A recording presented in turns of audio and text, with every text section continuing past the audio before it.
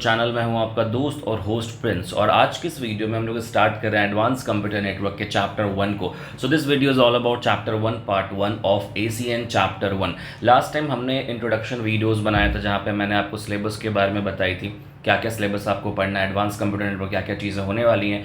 और ऑलरेडी मैंने advance computer network के लिए चैप्टर 1 पार्ट 1 की नोट्स मैंने जो आपकी स्क्रीन पर दिख रही है ये ऑलरेडी हमारे ऐप पे अपलोडेड है। ऐप पे आपको जाना है, सिंपली फ्री मटेरियल्स में जाना है, थर्ड ईयर में, वहाँ पे आपको ये नोट्स मिलेंगी। आज हम लोग स्टार्ट करने वाले हैं अपना chapter number 1 network layers and protocols के बारे में। इस वीडियो को स्टार्ट करने से पहले अगर आप इस चैनल पे नए हैं, चैनल को सब्सक्राइब ज़रूर करना, क्योंकि इस चैनल पे मैं बहुत सारे वीडियोज़ बनाते रहता हूँ, डालते रहता हूँ। बहुत सारी आपको वीडियोज़ यहाँ पे मिलेंगी जो आपके डिप्लोमा और इंजीनियरिंग करियर के लिए बहुत बहुत इंपॉर्टेंट है। और अगर आप चाहते हैं कि ऑल सब्जेक्ट के notes, live lecture, assignment, question banks लेना, तो आप हमारे थर्ड ईयर के कोर्स को ज्वाइन कर सकते हैं। हमारा कंप्लीट ऑनलाइन क्लासेस होता है थर्ड ईयर के लिए, जहाँ पे हम लोग आपको कंप्लीट थर्ड ईयर पढ़ाते हैं। ऑल सब्जेक्ट के live lectures, notes, assignment, question bank, सारी चीज़ें मिलती हैं। आप जाके हमारे फीडबैक्स, रिजल्ट और कोर्स की पूरी डिटेल डिस्क्रिप्शन में दी गई है, वहाँ से जाके देख सकते हैं। ठीक है, तो सबसे पहला हम लोग चैप्टर नंबर 1 स्टार्ट करते हैं आज नेटवर्क लेयर्स एंड प्रोटोकॉल्स के बारे में। अगर आपको पहले डेटा कम्युनिकेशन में अगर आपने पढ़ा होगा, आपको याद होगा कि हमने ना एक OSI मॉडल पढ़ा था, OSI model, right. So basically जब भी हम बात करते हैं डेटा को एक जगह से दूसरे जगह को भेजने के लिए, तो हमें बहुत सारे लेयर्स से होकर गुजरना पड़ता है। जो सोर्स एंड डेस्टिनेशन हमारा होता है, राइट, वो बहुत सारे अलग अलग लेयर्स से होके जाता है। ऐसा नहीं कि आपने डेटा को भेजा और डेटा एक ही बार में सोर्स से डेस्टिनेशन तक पहुंच गया। उसके बीच में बहुत सारी फंक्शनैलिटी, बहुत सारे मैकेनिज्म होते हैं। मान लेते हैं कि ये मेरा सोर्स है S, और S से मैं डेस्टिनेशन की तरफ डेटा भेज रहा हूँ। यहाँ पे बहुत सारी चीज़ होंगी, यहाँ पे अलग अलग प्रोटोकॉल्स लगेंगे, अलग अलग फंक्शंस होंगे, अलग अलग मैकेनिज्म होंगे, अलग अलग लेयर से होके मेरा डेटा जाएगा। सो नेटवर्क लेयर जो होता है वो OSI मॉडल का एक ऐसा ही लेयर है जो OSI मॉडल की थर्ड लेयर पे आता है। अब OSI मॉडल अगर आपको याद होगा तो OSI मॉडल आपको कुछ इस तरीके का, जहाँ पे आपके सामने टोटल 7 लेयर्स थे OSI मॉडल में। सबसे पहला यहाँ पे आता है फिजिकल लेयर, दूसरा डेटा लिंक लेयर, तीसरा नेटवर्क लेयर, फोर्थ आपका ट्रांसपोर्ट लेयर था, फिफ्थ आपका सेशन लेयर था, सिक्स्थ प्रेजेंटेशन और देन एप्लीकेशन लेयर। मतलब डेटा स्टार्ट होता है फिजिकल लेयर से जाना और यहाँ से ये एप्लीकेशन लेयर तक पहुँचता है। तो इसमें 7 लेयर्स के हमने अलग अलग रोल्स एंड रिस्पॉन्सिबिलिटीज़ अपने डेटा कम्युनिकेशन लास्ट सेमेस्टर में पढ़ा था। बट इस चैप्टर में जो हमारा मेन फोकस होने वाला है वो होने वाला है केवल नेटवर्क लेयर पे, राइट, क्योंकि हमारा जो चैप्टर है वो नेटवर्क लेयर के बारे में है। सो इस चैप्टर में हम लोग यही पढ़ेंगे कि नेटवर्क लेयर क्या होता है, नेटवर्क लेयर की फंक्शनैलिटी क्या होती है, नेटवर्क लेयर के फीचर्स क्या होते हैं। एग्ज़ाम के लिए जो भी इम्पॉर्टेंट स्टफ़ है, जो इम्पॉर्टेंट मटेरियल्स होंगे, मतलब एग्ज़ाम में आपको क्या लिखना है, वो सारी चीज़ें मैंने इस नोट्स में दिया हुआ, तो आपको टेंशन लेने की बिल्कुल भी ज़रूरत नहीं है। स्टार्ट करते हैं हम लोग। सबसे पहले ये समझते हैं कि नेटवर्क लेयर क्या होता है। एक बार मैं रिकॉल कराता हूँ आपको नेटवर्क लेयर के बारे में। सो सबसे पहले the network layer also known as the layer 3 in the OSI open system interconnection model. OSI model एक ऐसा मॉडल था जो डेटा कम्युनिकेशन को एस्टैब्लिश करता है बिटवीन डिफरेंट डिवाइसेज। जैसे हम एक जगह से दूसरी जगह डेटा को भेज रहे हैं तो OSI मॉडल के बहुत सारे फेजेस से होकर डेटा हमारा जाता है, और OSI मॉडल को हम लोग ओपन सिस्टम इंटरकनेक्शन मॉडल कहते हैं। Is responsible for the delivery of packets across different networks. अब यहाँ पे अगर आपको पैकेट्स का मतलब समझ में नहीं आता है तो पैकेट्स का मतलब होता है डेटा। मान लेते हैं कि मेरे पास कोई 1 GB का डेटा, जैसे ये बॉक्स है मेरा 1 GB का डेटा एग्जाम्पल के तौर पे, तो मेरे इसके बहुत सारे अलग अलग पैकेट्स होंगे, छोटे छोटे पैकेट्स बनेंगे, क्योंकि डेटा जो है एक बार में ट्रैवल नहीं करता, डेटा छोटे छोटे पार्ट्स में ट्रैवल करता है। हम इसी को सेगमेंटेशन या फ्रेगमेंटेशन के नाम से भी जानते हैं। मतलब अलग अलग वर्ड्स हैं इसके। Segmentation is the appropriate word to break down the bigger data into smaller chunks. So इस चीज़ को हम लोग पैकेट्स बोलते हैं कि डेटा के छोटे छोटे जो पैकेट्स, जो यूनिट्स होते हैं, इसके लिए नेटवर्क लेयर हमारा रिस्पॉन्सिबल होता है। सो नेटवर्क लेयर का बेसिकली काम क्या होता है? सो नेटवर्क लेयर का जो काम है वो यही है कि एक डेटा को दूसरे जगह पे सोर्स से डेस्टिनेशन पे भेजना, और उसके लिए रिस्पॉन्सिबल होता है नेटवर्क लेयर हमारा।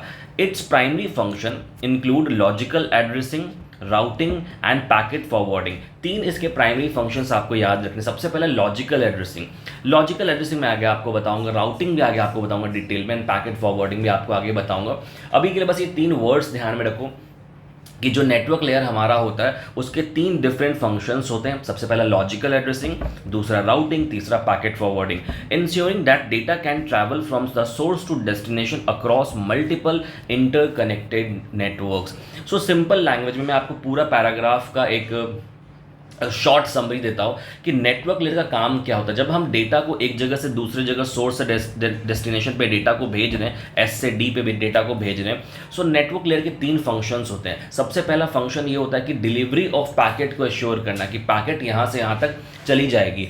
दूसरा लॉजिकल एड्रेसिंग का काम करता है, तीसरा राउटिंग, और चौथा पैकेट फॉरवर्डिंग। अब ये तीनों चीज़ें क्या होती हैं हम लोग डिटेल में देखेंगे। आगे मैं आपको बताऊंगा कि लॉजिकल एड्रेसिंग क्या है, राउटिंग क्या है, एंड पैकेट फॉरवर्डिंग क्या है। बट ये तीन फंक्शंस बहुत इंपॉर्टेंट होते हैं। कई बार एक्सटर्नल में, इंटरनल्स में आपसे सवाल पूछे जाते हैं कि explain the functions of network layer, so you have to consider these three points, these three functions, because ये बहुत बहुत इंपॉर्टेंट है।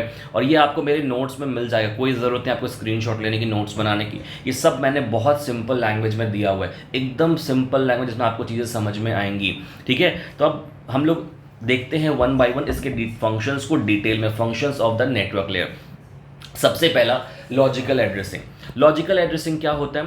The network layer assigns unique addresses to devices on a network. अब सिंपल लैंग्वेज में ये समझो कि जैसे कि मेरा एक नेटवर्क है, ये मेरा नेटवर्क N है, इसमें अलग अलग डिवाइसेस कनेक्टेड है। मान लेते हैं डिवाइस D1 है, D2 है, D3 है एंड D4 है, 4 डिवाइसेस कनेक्टेड है। अब आप सभी को पता है कि हर एक डिवाइस की एक यूनिक एड्रेस होनी चाहिए जिसके द्वारा हम उस डिवाइस को आइडेंटिफाई कर पाएँ, उस डिवाइस का किसी भी ऑपरेशन को परफॉर्म कर पाए। मान लेते हैं आपके घर पर राउटर लगा हुआ है, आपके घर पे लैपटॉप है, स्मार्टफोन है, टैबलेट है, टीवी है।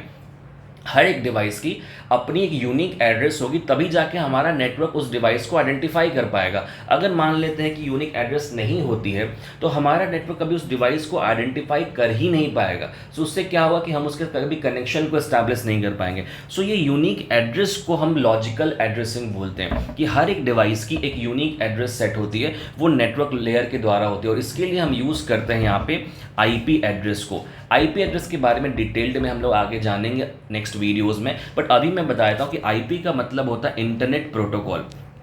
IP stands for internet protocol. जो कोई भी डिवाइस जो इंटरनेट पे कनेक्टेड है, जो नेटवर्क पे कनेक्टेड है, उन सब की अपनी एक आईपी एड्रेस होती है। आईपी एड्रेस का मतलब यूनिक इंटरनेट एड्रेस, जिसके द्वारा उस डिवाइस के साथ कनेक्शन एस्टैब्लिश किया जाएगा। ठीक है, तो इंटरनेट प्रोटोकॉल एड्रेस में भी हमारे पास दो तरह के एड्रेसेस होते हैं, एक IPv4, IPv6। हालांकि पहले के टाइम पे हम लोग IPv4 यूज़ कर रहे थे, बट धीरे धीरे हम लोग IPv6 पे स्विच कर रहे हैं। उसका रीज़न क्या है? नंबर ऑफ डिवाइसेस, क्योंकि IPv4 जो है उसके पास limited number of devices connect हो सकते हैं, बट IPv6 में मैक्सिमम नंबर ऑफ डिवाइसेस हैं। सो हम लोग वहाँ पे स्विच कर रहे हैं। सो इसको हम लोग लॉजिकल एड्रेसिंग कहते हैं। लॉजिकल एड्रेसिंग का मतलब क्या हुआ? सिंपल यूनिक एड्रेस देना, जो भी हमारे डिवाइसेस हैं उनको यूनिक एड्रेस प्रोवाइड करना। ठीक है, इसके बाद दूसरा फंक्शन होता है राउटिंग। मैंने आपको बताया राउटिंग भी मैं आपको बताऊंगा। राउटिंग का मतलब क्या होता है? जैसे कि हम नॉर्मल ट्रैवल करते हैं, फॉर एग्जांपल मैंने पुणे से ट्रैवल किया मुंबई की तरफ, मुंबई में पुणे से ट्रैवल कर रहा हूँ। ठीक है, पुणे से मुंबई ट्रैवल करने के लिए मेरे पास मल्टीपल रास्ते हो सकते हैं। मतलब अगर मैं अपनी सोसाइटी से बाहर निकल रहा हूँ तो हो सकता है कि मुझे हाईवे तक पहुँचने के लिए रूट R1 लूँगा मैं, हो सकता है मैं रूट R2 लूँगा, मल्टीपल रूट्स मैं ले सकता हूँ। So as a human being, as a human brain, मेरा सबसे बेस्ट अप्रोच क्या होगा कि मैं सबसे ऑप्टिमल रूट लूँ। ऑप्टिमल रूट का मतलब क्या होता है? जो मुझे सबसे जल्दी पहुँचा दे हाईवे पे। यस और नो? सो बेसिकली रूट का मतलब होता है कि जो हमारा सोर्स से डेस्टिनेशन तक हम जा रहे हैं, जो हम जहाँ पे हमें पहुँचना है, मान लेते हैं कि हमें पुणे टू मुंबई पहुँचना है, तो हमारा बेस्ट रूट क्या होगा, हमारा बेस्ट रास्ता क्या होगा। सेम उसी तरीके से हमारा डेटा कम्युनिकेशन भी काम करता है। मतलब अगर हमें यहाँ से डेटा को ट्रैवल कराना है सोर्स से डेस्टिनेशन की तरफ, तो हमारा रास्ता क्या होने वाला है? That is the routing. अब ये काम भी हमारा नेटवर्क लेयर का होता है। Routing is the process of determining the optimal path. Optimal path का मतलब होता है बेस्ट पाथ, बेस्ट फिट आप इसको बोल सकते हैं। बेस्ट फिट मतलब जो बेस्ट अप्रोच होगा इस पर्टिकुलर पाथ के लिए, उसको हम लोग ऑप्टिमल बोलते हैं। So routing is a process of determining the optimal path for data packets to travel from the source to destination which operate at the network layer using routing algorithms and protocols. अब जान लेते हैं, मैं आपको, जैसे हमने operating system में scheduling algorithms पर है कि हम इस तरीके से अपने प्रोसेस को शेड्यूल करते हैं, सेम उसी तरीके से राउटिंग के लिए भी अलग अलग एल्गोरिथम्स होते हैं. मतलब कोई भी रास्ता हम ऐसे तय नहीं करेंगे रैंडम वे में, ठीक है. हम उसके लिए एक एल्गोरिथम को लगाएंगे कि यहाँ से सोर्स से डेस्टिनेशन तक पहुँचने के लिए हमारे पास बेस्ट रास्ता क्या होगा, और वो हमें एल्गोरिथम या प्रोटोकॉल्स के द्वारा मालूम पड़ता है. तो इसको हम लोग राउटिंग कहते हैं. नेक्स्ट फंक्शन आता है packet forwarding. Packet forwarding is one of the most important functions for network layer. Packet forwarding का मतलब क्या होता है? Once the route is determined, एक बार आपका रूट आपको समझ में आ जाता है कि आपको इस रूट के थ्रू अपने डेटा को भेजना है, the network layer forwards packet to the next hop path toward their final destination. अब इसका मतलब क्या, नेक्स्ट हॉप का मतलब क्या होता है? जैसे कि हम जब बहुत लंबा ट्रैवल करें, मान लेते हैं कि हमें 1000 किलोमीटर ट्रैवल करना है एक दिन में, ठीक है. तो हम क्या करते हैं, हम वहाँ पे बीच में स्टॉप लेते हैं, राइट. जैसे हम 0 से स्टार्ट करके 200 किलोमीटर पे एक स्टॉप लेंगे, फिर 200 से 400 किलोमीटर पे स्टॉप लेंगे, फिर 400 से 800 किलोमीटर स्टॉप लेंगे. सेम हमारा पैकेट्स भी ऐसे मूव करता है. मतलब यहाँ पे अलग अलग स्टेशंस आप समझ सकते हैं, ठीक है. सो हमने सोर्स से स्टार्ट किया, फिर नेक्स्ट होप पे हमें जाना है, नेक्स्ट स्टेशन पे जाना है, फिर वहाँ से पैकेट आगे फॉरवर्ड किया जाएगा. फिर आगे जैसे कुरियर कंपनी काम करती है, आप सब ने अमेजन अगर यूज़ किया हो तो अमेजन पे एक आता है ऑप्शन, जब आप अमेजन पे अपने पैकेज को ट्रैक करेंगे, मान लेते हैं कि आप बिहार में कोई सामान मंगवा रहे हैं मुंबई से, तो मुंबई से डायरेक्टली बिहार में एक बार में तो नहीं आता. मुंबई से वो चीज़ में भी, मैं एक एग्जांपल के तौर पर बताऊँ, मुंबई से आया वो दिल्ली से पटना, फिर पटना से मुजफ्फरपुर, कोई भी एक जगह बिहार के, ठीक है. तो ये सब जो है ये हॉप है, राइट. मतलब मुंबई से नेक्स्ट स्टॉप दिल्ली, इसने एक आगे पैकेट को फॉरवर्ड किया, फिर दिल्ली से पटना फॉरवर्ड किया. सेम उसी तरीके से हमारा डेटा पैकेट भी ट्रैवल करता है अलग अलग हॉप्स में. इसको हम लोग स्टेशन के नाम से समझ सकते हैं. तो ये एग्जांपल, ये एक बहुत इंपॉर्टेंट फंक्शन होता है पैकेट फॉरवर्डिंग हमारे नेटवर्क लेयर का.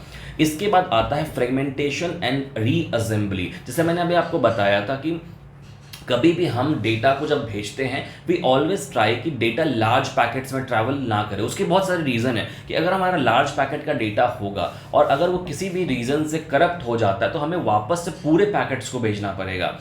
सो हम क्या करते हैं, अपने लार्ज पैकेट को छोटे छोटे टुकड़ों में डिवाइड करते हैं. इसको हम लोग फ्रेगमेंटेशन बोलते हैं. अब जाहिर सी बात है कि जब आप कहीं छोटे छोटे टुकड़ों में डेटा को भेज रहे हैं तो एट द एंड आपको तो सेम डेटा चाहिए. जैसे एग्जाम्पल देता हूँ यहाँ पे डायग्राम, हमारा डेटा है डी, हमने भेजा, हमने इसको 3 पार्ट में डिवाइड कर दिया, D1, D2, D3. बट ये जहाँ डेस्टिनेशन पे जाने वाला है वहाँ पे रीअसेंबली होकर इसको D ही मिलना चाहिए, क्योंकि एक डेटा ट्रांसफरिंग का सबसे इंपॉर्टेंट रूल है कि data can not be modified, manipulated, और उसका फॉर्म भी हम चेंज नहीं कर सकते. सो जो डेटा हम सोर्स से भेज रहे हैं, हम वही डेटा हमें डेस्टिनेशन में रिसीव होना चाहिए. उसके बीच में आप उसके साथ कुछ भी कर सकते हैं, आप उसको तोड़ो मोड़ो, कुछ जो करना है आप करो. सो बेसिकली फ्रेगमेंटेशन का मतलब है कि आप उस डेटा को 3 टुकड़ों में डिवाइड कर दिया, या 4 या 5 जितने टुकड़ों में भी, और जहाँ पे रिसीव हो रहा है उसको वापस से हम रीअसेंबली करें, मतलब रिकम्बाइन करें. That is called reassembly. The network layer can break down large packets into smaller fragments to accommodate the maximum transmission unit. अब ये MTU क्या है, इसके बारे में हम लोग थोड़ा बात करते हैं. MTU बुक में आप एग्जाम्पल में भी नहीं दिया गया होगा, मैं आपको अलग से बता रहा हूँ.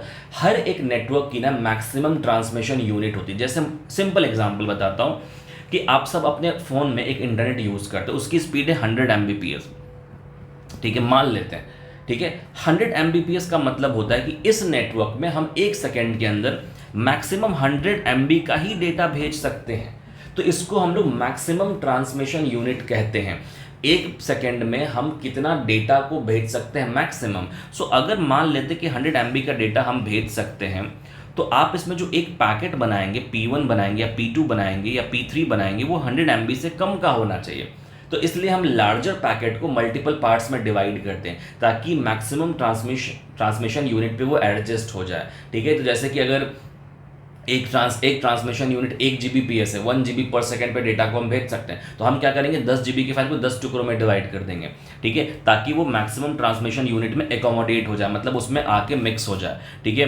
तो इसको हम लोग फ्रेगमेंटेशन एंड रीअसेंबली कहते हैं. तो these fragments are then reassembled at the destination. फिर इन फ्रेगमेंटेशन को हम क्या करते हैं, रीअसेंबली करते हैं डेस्टिनेशन की तरफ। यहाँ पे मैंने नोट्स में प्रॉपर पॉइंट्स दिया, आप यहाँ पे देख सकते हैं, ठीक है। तो ये है हमारा फ्रेगमेंटेशन एंड रीअसेंबली। इसके बाद हमारा आता है error handling and diagnostics, right. Network layer का एक बहुत इंपॉर्टेंट काम होता है कि जो एरर्स हमारे पास आ रहा है उसको भी समझना और उसके अकॉर्डिंग इंफॉर्मेशन को पास करना। The network layer uses protocols like ICMP। ICMP एक ऐसा प्रोटोकॉल होता है, एक ऐसा रूल होता है जिसके द्वारा हम किसी भी मैसेज को कंट्रोल कर पाते हैं। To provide error messages and operational information, अगर कुछ एरर मैसेजेस आते हैं या फिर कोई इन्फॉर्मेशन है उसको पास करने का काम भी हमारा नेटवर्क लेयर का होता है। For instance ICMP is used in ping and trace routing utilises to diagnose network connectivity issues. तो ये भी इन जो फंक्शन होता है ये हमारे नेटवर्क लेयर का होता है। सो आई थिंक आपको ये नेटवर्क लेयर की डिटेल चीज़ें समझ में आई होंगी, फंक्शन समझ में आए होंगे। जितना मैंने यहाँ पे लिखा है इतना काफ़ी है एग्ज़ाम पॉइंट ऑफ व्यू से, बट एग्ज़ाम के लिए अगेन ये बहुत बहुत इंपॉर्टेंट टॉपिक है, तो आप सभी को बहुत अच्छी तरीके से बारीकी से इसको समझना होगा। मैंने इसमें बहुत चीज़ें डाली जो आप देख सकते हैं, ठीक है। इसके बाद मैं छोटे छोटे वीडियोस इसलिए बना रहा हूँ ताकि आप सबको लेंदी ना लगे देखने में। नेक्स्ट वीडियो में मैं आपको IP एड्रेसिंग के बारे में पढ़ाने वाला हूँ। मेरा ये टारगेट है कि मैं 15 से 16 मिनट से एक्स्ट्रा वीडियोस नहीं बनाऊंगा, उसके बाद मल्टीपल वीडियोस आएंगे ताकि आपको मल्टीपल चीज़ें समझ में यहाँ पे आएंगी। सो नेक्स्ट वीडियो में हम लोग देखने वाला है IP एड्रेसिंग को। सो प्लीज़ इस प्लेलिस्ट को फॉलो करें, चैनल को सब्सक्राइब करें ताकि आपको आने वाले सारे वीडियोज़ मिले, और अपने फीडबैक जरूर कमेंट सेक्शन में छोड़ें। दोस्तों से इस वीडियो को शेयर ज़रूर करें ताकि हम और लोगों तक पहुँच सकें। और at the end again I am saying this कि अगर आप चाहते हैं ऑल सब्जेक्ट के लाइव लेक्चर्स को अटेंड करना, चाहते हैं अच्छा स्कोर करना, तो हमारे चैनल पे ऑलरेडी मैंने कोर्स की वीडियोस डाली हुई है। आप जाके यहाँ पे कोर्स के बारे में डिटेल चीज़ों को देख सकते हैं, समझ सकते हैं। यहाँ पे मैंने एक वीडियो डाली कोर्स से रिलेटेड, और रिजल्ट से रिलेटेड भी मैंने वीडियोस डाली हैं जो वहाँ पे आप जाके देख सकते हैं। तो मैं डिस्क्रिप्शन में लिंक दे दूंगा, आप जाओ वहाँ से चेकआउट करो कोर्स को हमारे, और फीडबैक्स को और रिजल्ट को। इस बार की हमारी हाईएस्ट रिजल्ट जो है वो 98% है। तो अगर आप चाहते हैं अच्छा स्कोर करना और थर्ड ईयर के बाद अच्छे कॉलेज में एडमिशन लेना, तो आप हमारे कोर्स को ज्वाइन कर सकते हैं, राइट। तो इस वीडियो के लिए इतना ही, मिलते हैं हम लोग अपने नेक्स्ट वीडियो में IP एड्रेसिंग सब और आगे की चीज़ों को कंटिन्यू करते हैं। Thank you so much for watching this video, have a good day.